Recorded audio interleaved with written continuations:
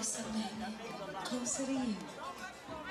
And with each beat of my heart, for every day we apply, our hunger for every... Close these races are for governor in Florida and Georgia. One of the things to look at coming out of the election, depending on the results, is just how the winners ultimately govern. If you have a apologetic progressive, he's absolutely running from the left in Florida. Yeah.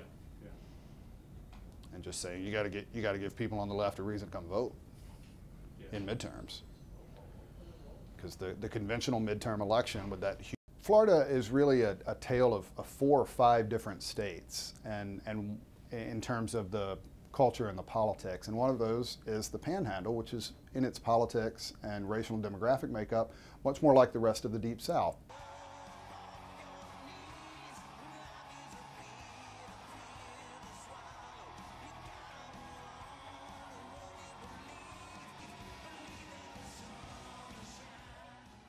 Alabama is an example of what can happen to the party out of power in a one-party dominated state.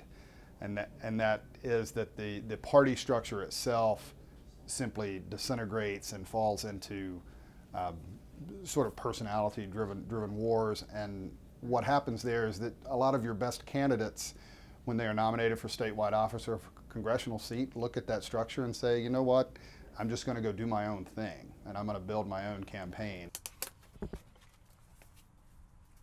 Manage a law firm. I have a master's in piano. And you can, but you'll need 2 bags. okay, so for artists, is it too?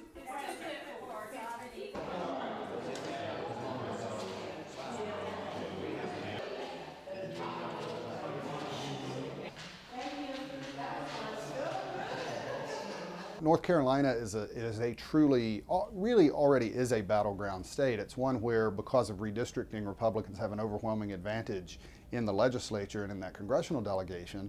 Governor Cooper winning there shows that there is a lot of Democratic energy there. You do have 2 well-functioning parties in that state that can raise money and recruit candidates and invest in get-out-the-vote efforts.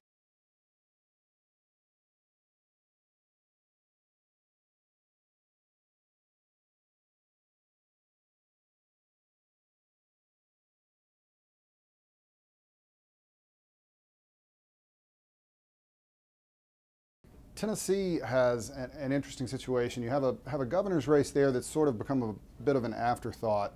Democrats were certainly hoping that Republicans would go as far to the right as possible with their nominee. They did not do that. They nominated an outsider businessman rather than an arch conservative member of Congress.